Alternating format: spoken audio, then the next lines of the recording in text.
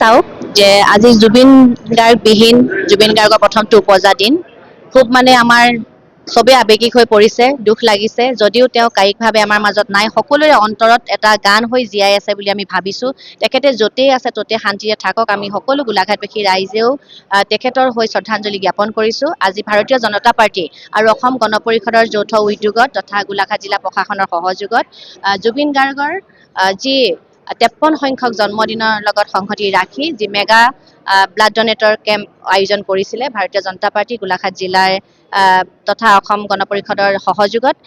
খুব সুন্দৰভাৱে চলিছে আৰু আমি দেখিবলৈ পাইছো আমি আজি সঁচাকৈ অভিভূত হৈছো আৰু আৱেগিক হৈছো যে আমি ব্লাড দিবৰ কাৰণে ৰক্ত দান কৰিবৰ কাৰণে কেতিয়াবা আমি দেখা পাওঁ হস্পিটেলবিলাকত এটোপাল তেজ দিবৰ কাৰণে বহুত ৰাইজ ওলাই আহে বহুত ওলাই নাহে কিন্তু আজি এনেকুৱা এটা পৰিস্থিতি আমি সন্মুখীন হৈছো যে ব্লাড দান দিবৰ কাৰণে জুবিন গাৰ্গৰ প্ৰতি আৱেগিক হৈ ব্লাড দিবৰ কাৰণে ইমান ৰাইজ ওলাই আহিছে য'ত নেকি আমি 100টাতকৈ ওপৰত ব্লাড আমি ল'ব নোৱাৰোঁ 100 ইউনিটতকৈ ব্লাড আমি ল'ব নোৱাৰা এটা অৱস্থা হৈছে যে গোলাঘাটৰ সমূহ আমাৰ যুৱ বন্ধুসকল আহিছে আমাৰ মহিলা মৰ্চাৰ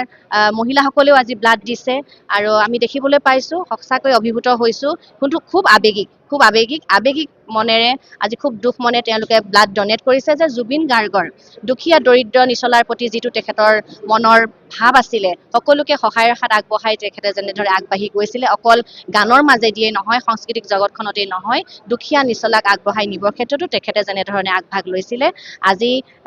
তেখেতলৈ শ্ৰদ্ধাঞ্জলি জনাই আমাৰ যুৱ বন্ধুসকল মহিলাসকল তথা গোলাঘাটবাসী ৰাইজ ইমান আগ্ৰহেৰে ওলাই আহিছে মাত্ৰ তেওঁক শ্ৰদ্ধাঞ্জলি জনাই এই ব্লাড দিবৰ কাৰণে সঁচাকৈ আমি অভিভূত হৈছোঁ এতিয়া আমি আজি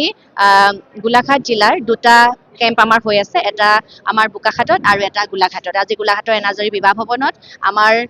গোলাঘাট সৰুপথাৰ খুমটাই আৰু দেৰগাঁও সাঙুৰি পেলাই আমাৰ আজি এই ব্লাড ডনেট কেম্প এনাজৰী বিবাহ ভৱনত হৈছে আৰু দ্বিতীয়টো কেম্প আমাৰ হৈ আছে বোকাখাটত তাত আমাৰ বোকাখাট সমষ্টিৰ সকলোখিনি অসম গণ পৰিষদ আৰু ভাৰতীয় জনতা পাৰ্টিৰ উদ্যোগত কাৰ্যকৰ্তাসকল ওলাই আহি ব্লাড ডনেট কৰিছে আজি এই মুহূৰ্তত আমাৰ এতিয়ালৈকে গোলাঘাটত আমাৰ 30+ এতিয়ালৈকে ব্লাড ডনেট হৈছে আজি দিনটোৰ ভিতৰত আমি যিমান পাৰিছোঁ আমি ৰেজিষ্ট্ৰেশ্যন কৰি ৰাখিছোঁ যিহেতু আমাৰ